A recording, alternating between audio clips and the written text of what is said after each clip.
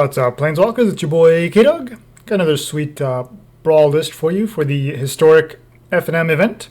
So this one we're taking a look at a very aggressive list that's built around Adeliz the Cinderwind. Of course, Adeliz is a human wizard for 3 mana, 2/2, flying haste.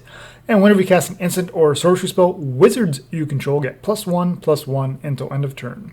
So giving all of your, essentially all of your creatures prowess is pretty fantastic, especially if those creatures also have sort of prowess type effects. Then they're just going to get additional power and potentially toughness boost. And yeah, just kind of leveraging that to get in for these really explosive turns and try to close out the game quickly. So this deck does play out very fast, so you have to be kind of careful with your opening hand, just to make sure you have a nice mix of creatures and spells, so you can have those kind of fast starts. Generally, you do not want the game to go long in this style of list, but there's certainly ways you can string together spells and to get your way back into it and cripple your opponent, if not close out the game. So we are running 21 lands and 18 creatures, 16 of which are wizards, and then just a whole bunch of spells to kind of support our game plan. So the problem with wizards currently is there's not a ton of good ones, but the ones that are good are really good. So we're just kind of, obviously we're including all those, and then we're including the other ones that kind of give us a little bit of utility to kind of help support our game plan. So kind of going over the deck here real quick, we do have the Benthic Biomancer. It's a 1 mana 1/1 in blue. Has Adapt 1 for 1 in blue, and whenever you put +1/+1 counter on it, you draw a card, then discard a card. So you can always make it into a 2/2, and then gives you a little bit of card selection. So it's having that little bit of utility is nice, and of course it is a wizard. Opt is just a fantastic way to trigger prowess. We'll also continue to dig for additional spells. Pteramander is, of course, not a wizard, but is a 1/1 flyer, which is pretty reasonable. And then it has Adapt 4, and it costs 1 less to adapt for each instant and sorcery in your graveyard. So it definitely fits in with our game plan of casting a bunch of spells. You trigger prowess, and then swinging it for a bunch of damage. So having Evasive Body that can potentially turn into a 5/5 for potentially 3/4 mana, 2/3/4 mana. It's pretty sweet, and something that you can play on turn 1 and start swinging in with an Evasive Body early game. Works really well with our strategy. Siren Stormtamer, of course, is great for another 1 mana 1/1 flyer in blue. And you can also pay a blue to sacrifice it to counter a spell or ability that targets you or a creature you control. So this is great to kind of protect our Adeliz, or protect us from like a Settle the Wreckage or something sinister like that. And since we're mostly kind of a tempo deck, we don't necessarily care about destroying stuff so much as we care about just slowing down our opponent. So Stern Dismissal and Unsummon basically serve the same function. We can bounce a creature back to its owner's hand. Stern Dismissal, of course, also targets enchantments, but it only allows us to target our opponents, whereas Unsummon lets us return any creature, so we can protect our creatures from removal. So nice flexibility there on Unsummon. Crash Through is kind of a 1 mana draw card. Also gives our creatures trample, so obviously that works fantastic with Adeliz, and going wide with a few wizards. And then, of course, Warlord's Fury that gives them first strike and draw a card, also for red mana. They serve basically the same function. And then Ghitu Lavarunner is a 1/2 for 1 mana. And of course, if we have 2 or more instant or sorceries, it's +1/+0 and haste.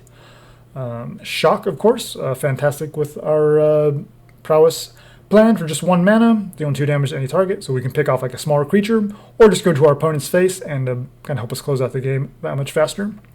Anticipate, instant speed, lets us dig for a card, either another instant or sorcery, or a creature, or potentially a land, kind of depends on where we're at in the game. And then Augur of Bolas lets us get a body on the battlefield while drawing a creature. That's pretty sweet. Of course, it's a wizard. Blink of an Eye lets us bounce any non-land permanent to its owner's hand. So same thing as Unsummon, we can target our own creatures if we want. And having the kicker cost of paying 4 mana to draw a card is pretty sweet in the late game as well. And Expel from Orazca. That's a 2 mana instant where we can turn any non-land permanent to its owner's hand. So basically the same thing. However, we are kind of trying to go wide with our wizards. So if we do have the City's Blessing, which is 10 or more permanents, we can put that permanent on top of its owner's library instead. So it just kind of screws up our opponent's draw step a little bit. Then, of course, a Glimpse of Freedom, just a 2 mana instant speed draw a card. So just a reasonably cheap way to trigger prowess while continuing to dig through our deck. So kind of the same as Opt, basically. Then it does have the Escape for 3 mana and exiling 5 of the cards from our graveyard. So we can potentially cast this again if we're really digging for answers later on. Then Keep Safe protects our creatures from targeted removal, counter target spell that targets a permanent you control, and draws a card. That's pretty sweet. And then, of course, Negate, kind of similar function here, but also protects against board wipes. Or Radical Idea, same thing as the Glimpse of Freedom, although it has a jump start, so we just pay the 2 mana and discard a card to draw a card. So if we're just flooding out a little bit, we can just trade one of those lands in for jump started Radical Idea and continue to draw cards and trigger Prowess and look for more spells. Sage's Rose Savant. It's a 2 mana 2/1 when it enters Scry 2. It is a wizard, and the Scry effect is actually pretty fantastic, so that's why we run it here. And not instead of the 1/3 that scries 2, I think the 2/1, the aggressive power, and obviously it works really well with Crash Through, Warlord's Fury, and Adeliz, so that's why we're running this instead of the Omen Speaker or whatever, the 1/3 that scries 2.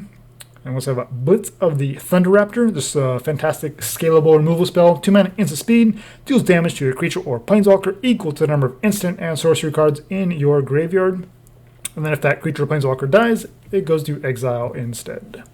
And then Burning Prophet, it's a wizard, 1/3 for 2 mana. Whenever we cast a non-creature spell, which we have a ton of course, it gets +1/+0, and we get the Scry.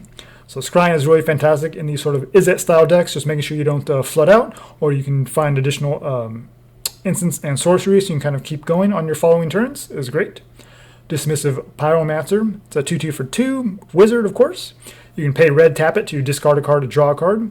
So a little bit of that utility, and of course paying 3, sacrifice it to deal 4 damage to your target creature. So if we absolutely must deal with something, dealing 4 damage to kill something is going to hit a good number of things. So it seems pretty fine having that utility here in a wizard body. And of course Dreadhorde Arcanist is one of our best wizards here, 1/3 for a 2 mana trample. Whenever it attacks, we get to cast an instant or sorcery spell for free, as long as that spell is equal to or less than the Dreadhorde Arcanist power. So having just 1 power naturally, of course, is a little bit of a downside, but we do have ways to, of course, with Adeliz, to get its power even higher. And we have so many 1 mana instants anyway, instants and sorceries, that we're going to get some value off of Dreadhorde Arcanist.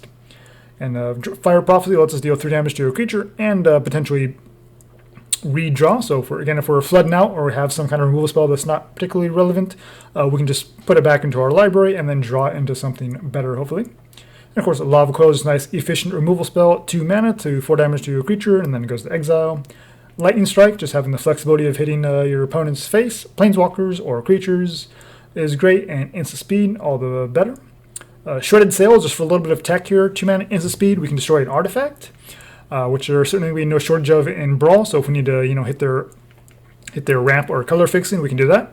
And since we are kind of relying on Adeliz and our flying wizards to get through for lethal eventually, we do want to clear the way from flyers. So having instant speed removal to deal 4 damage to a creature with flying is great. And cycling on top of that, so it's never like a dead card. You can just draw into something else if neither sides of those feel particularly relevant.